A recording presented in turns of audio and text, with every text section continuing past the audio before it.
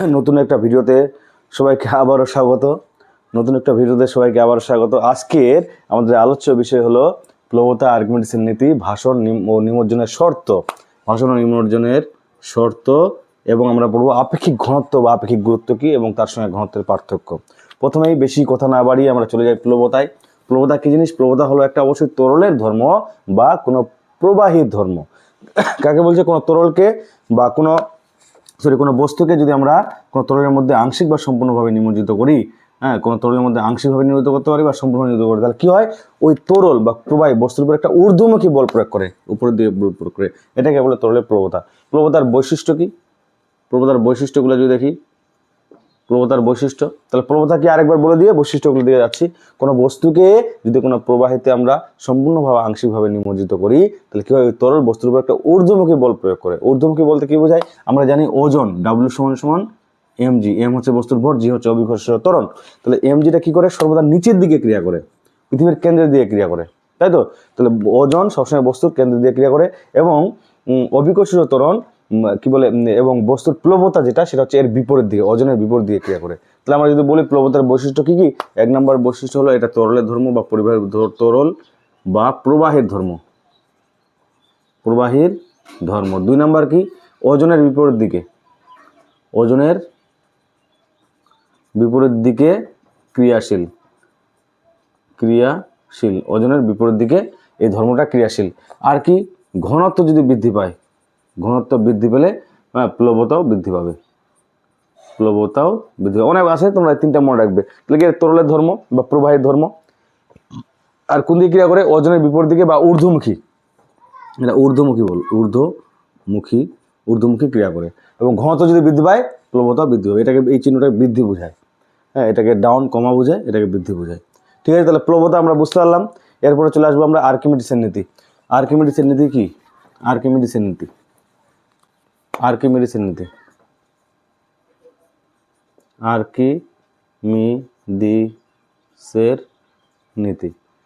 শুরুটা প্লবতার মতোই। কোনো বস্তুকে তরলে বা গ্যাসে সম্পূর্ণ বা আংশিকভাবে যদি নিমজ্জিত করা হয়, তাহলে কি হয়? ওই বস্তুটির ওজনের আপাত হ্রাস ঘটে। এই হ্রাস বস্তু দ্বারা অপসারিত তরলের ওজনের সমান। এখানে একটা ইন্টারেস্টিং গল্প আছে। আমরা জানি প্লবতার ক্ষেত্রেও সেটা প্রযোজ্য, যে যখন আমরা পুকুরে বা কোনো একটা নদীতে বা যেখানে স্নান করি, তখন আমাদের নিজে হালকা মনে হয় কি না? এই যে এটা আপাত হ্রাস, মনে হচ্ছে যে আমার ওজনের হ্রাস করছে, বাস্তবে হ্রাস হয় না। তাহলে এই হ্রাসটা কেন হলো? কারণ আমাকে প্লবতার নিজ দিক থেকে পুশ করছে। ঠিক আছে, এর পিছনে আরেকটা গল্প আছে। আর্কিমিডিস গ্রিক বিজ্ঞানী, তাকে রাজামশাই যখন বলেছিল যে তুমি আমার মুকুরের খাদের পরিমাণ হিসাব করো, তখন তার তো মাথা দিশেহারা হয়েছিল, না হলে তোমাকে হত্যা করা হবে। সে তো টেনশনে পড়ে গেছিল। সে কি করলো? সে টেনশনে করছে এবং একটা বাথরুমে যে টবের মধ্যে স্নান করছিল, সে টবে স্নান করতে করতে তার মনে হলো যে হালকা ফিল হচ্ছে, এবং সে এটা সূত্রটা উদ্ঘাটন করতে পেরেছিল। এবং উদ্ঘাটন করার পরে তার গায়ে কিন্তু কাপড় ছিল না, বিনা কাপড়ে সে দৌড় মারে রাজার পরিষদে বা মন্ত্রিসভায়। সেখানে দৌড়ে গিয়েছিল এবং গায়ে কাপড় ছিল না, এবং সে ইউরিকা করে চিৎকার করছিল। গ্রিক ভাষায় ইউরিকা মানে পেয়ে গেছে, অর্থাৎ সূত্র আবিষ্কার করছে। সেই সূত্রটা কি? আরেকবার বলছি, যে কোনো বস্তুকে তরলে বা গ্যাসে সম্পূর্ণ বা আংশিকভাবে যদি নিমজ্জিত করা হয়, তাহলে কি হয়? ওই তরলের, ওই পদার্থের বা ওই বস্তুটির ওজনের আপাত হ্রাস ঘটে। এই হ্রাস বস্তু দ্বারা অপসারিত, বস্তুটা নিচে নামলে তরলটা কিছুটা উপরে উঠবে, এই যে অপসারিত তরলের ওজনের সমান। কতটা তরল উপরে উঠলো, বস্তুটা নিচে নামার জন্য তরল কিছু উঠছে, সেই তরলটার আপাত হ্রাস যেটা, সেটা হচ্ছে ওই তরলটার ওজনের কি বলে সমান, অপসারিত তরলের ওজনের সমান। ঠিক আছে, তাহলে তোমরা এটা লিখে নিতে পারো বারবার করে পোস্ট করে। এবার আমরা দেখবো যে এই যে আর্কিমিডিসের নীতির প্রয়োগ কিভাবে কি করা হয়। বস্তুর আয়তন ও ঘনত্ব নির্ণয় করা যাবে।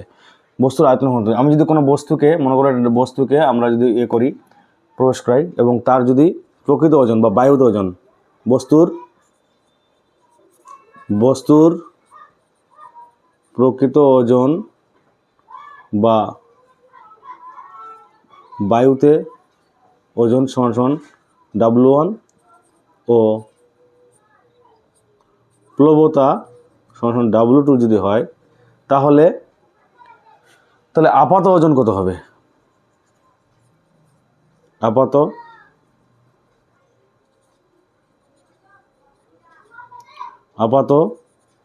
ওজন হ্রাস হবে কত? W1 মাইনাস W2, বুঝতে পারলাম? W1 মাইনাস W2, কারণ প্লাবতা বিয়োগ করে দিলাম, তাহলে আপাত ওজন যেটা হ্রাস হলো প্রকৃত ওজন থেকে প্লাবতাটা বিয়োগ করলে এটা আমরা হ্রাস পাবো। আচ্ছা, এরপর কি? এরপর হচ্ছে বস্তুর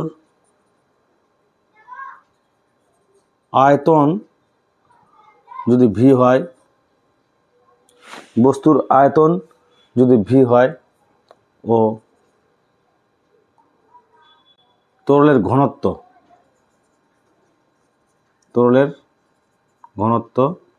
কত হবে? রো যদি হয়, তাহলে এখানেও ওজনটা আপাত ওজনটা কত হবে? আপাত ওজন সমান ভি ইন্টু রো। এটা কী করে আসলো? আমরা কি জানি ডি সমান রো বাই ডি সমান এম বাই ভি। তাহলে এম সমান কী হবে? ডি বা রো ধরতে পারি আমরা, যাই ধরি না কেন, রো ইন্টু ভি, তাই না? তাহলে এই যে এটা আর এটা, এই দুটো ইকুয়াল, তাহলে আমরা ভি রো সমান W1 মাইনাস W2, তাহলে ভি পেয়ে গেলাম W1 minus W2 by rho. বস্তুর আমরা এইভাবে আয়তন মাপতে পারবো। আর ঘনত্ব কী করে পাবো? বস্তুর ঘনত্ব হবে প্রকৃত ওজন, যেটা প্রকৃত ওজন W1 by W1 minus W2 by rho. এটা হবে কোনো বস্তুর ঘনত্ব নির্ণয়। আমাদের সঙ্গে ভর বাই আয়তন বা ওজন, মানে প্রকৃত ওজন বাই কী বলে বস্তুর আয়তন, তাহলে এটা হচ্ছে ঘনত্ব নির্ণয়ের সীমাটা। এইভাবে আমরা আর্গুমেন্ট প্রয়োগ করে কোনো বস্তুর কতটা আয়তন, যে বস্তুটা নিমজ্জিত যেটুকু হয়েছে তার সেই জায়গাটির কতটা আয়তন এবং ঘনত্ব কত সেই বস্তুটা, সেটা আমরা নির্ণয় করতে পারবো। আরও অনেক আছে, তোমরা পরের ক্লাসে পাবে বা অঙ্ক যখন করাবো তখন আরও ফর্মুলাগুলো ডিটেলসে দেখাবো। এরপরে আমরা দেখে নেব ভাষণ ও নিমজ্জনের শর্ত।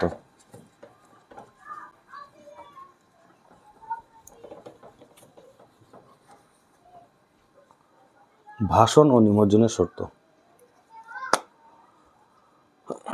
আচ্ছা, আগে পয়েন্টগুলো লিখে নিই, তাহলে সময়টা কম লাগবে। তাহলে ভাষণের শর্ত জানার আগে বা ভাষণ বা নিমজ্জনের শর্ত জানার আগে আমরা বস্তুর যদি প্রকৃত ওজন জানি W1 এবং প্লবতা বল যদি W2 জানি, তাহলে কী হবে? তলের ভাষণের শর্ত, অর্থাৎ উপরের দিকে বস্তুটি থাকবে, সেক্ষেত্রে কিন্তু প্লবতা বলকে অবশ্যই বড় হতে হবে। তাহলে W1 গ্রেটার দেন W2 যদি হয়, প্রবতা বল যদি হবে, তাহলে বস্তুটাকে উপরের দিকে ঠেলবে, তাহলে সেই বস্তুটা তরলের উপরে তলে ভাসবে। হ্যাঁ, যদি আমার W1 লেস দেন W2 হয়, তাহলে তরলের উপরে বস্তুটির ভাষার শর্ত হচ্ছে কি? W1 less than W2। তরলে ডুবে যাওয়ার শর্ত কি আর উল্টো হবে?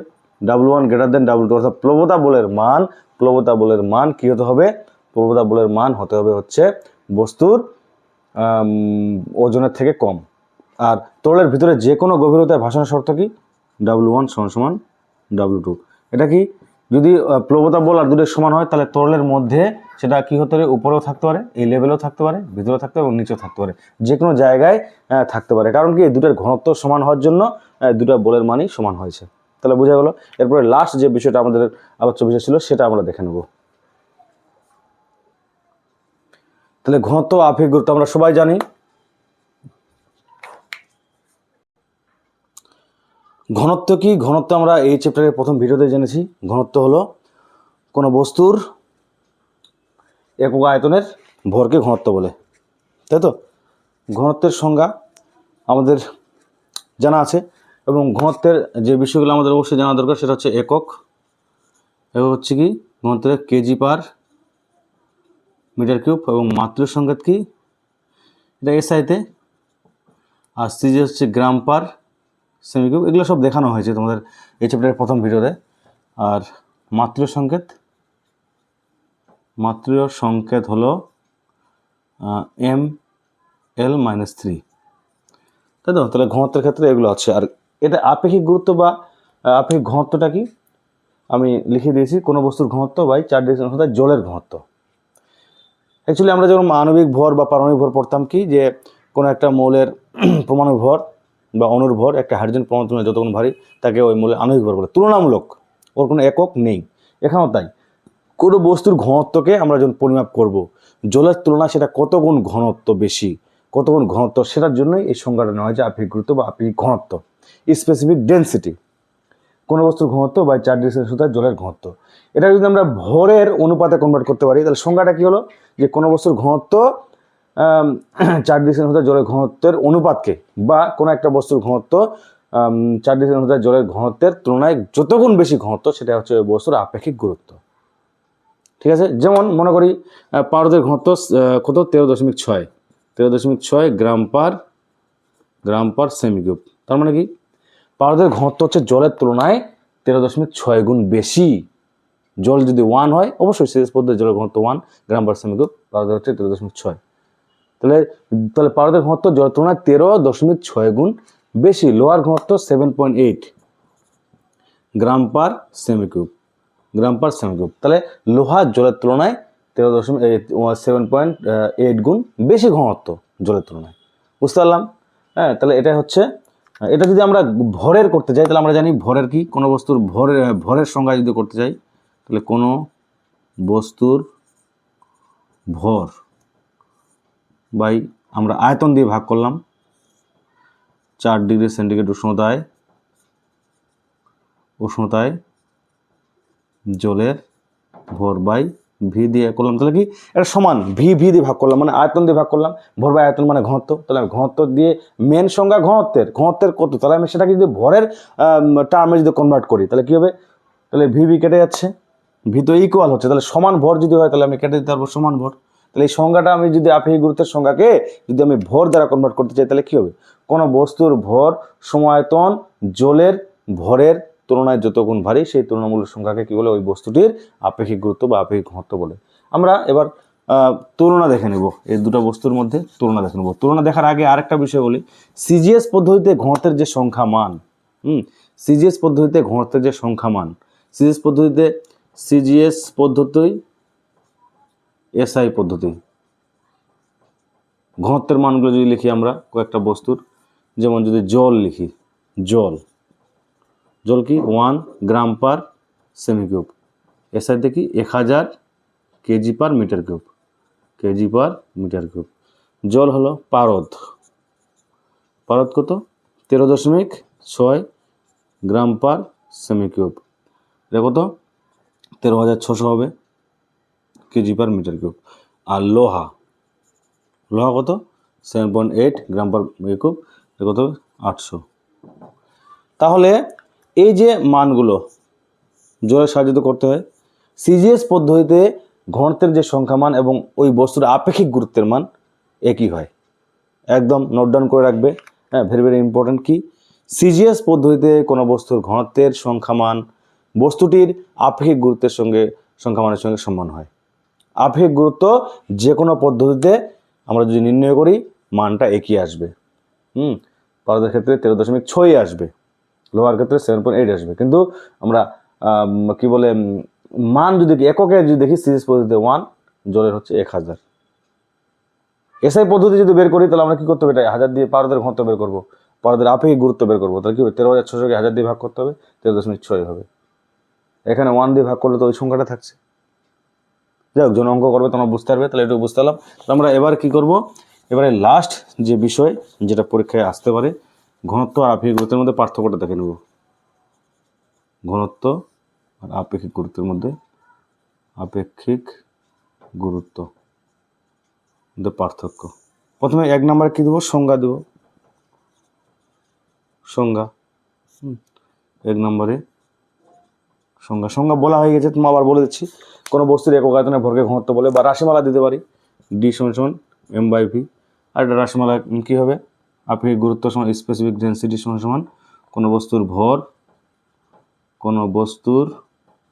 ভর বাই 4 ডিগ্রি সেন্টিগ্রেড উষ্ণতায় সম আয়তন জলের ভর। 4 ডিগ্রি, হ্যাঁ আরেকটা কথা বলতে ভুলে গেছি, 4 ডিগ্রিটা কেন নেওয়া হয়েছে, কারণ আমরা জানি 4 ডিগ্রি সেন্টিগ্রেড জলের ঘনত্ব সর্বাধিক এবং আয়তন সর্বনিম্ন, তার জন্য 4 ডিগ্রি সেন্টিগ্রেড নেওয়া হয়েছে। 2 নম্বর কি, এর একক আছে। 2 নম্বর একক নেই। 3 নম্বর কি, ঘনত্বের একক বিভিন্ন পদ্ধতিতে বিভিন্ন হয়, যেমন এসআইতে কেজি পার এসআইতে যদি আমরা যে কোনো একটা জল নিই, জল 1 গ্রাম পার সেমি কিউব, আর সিজি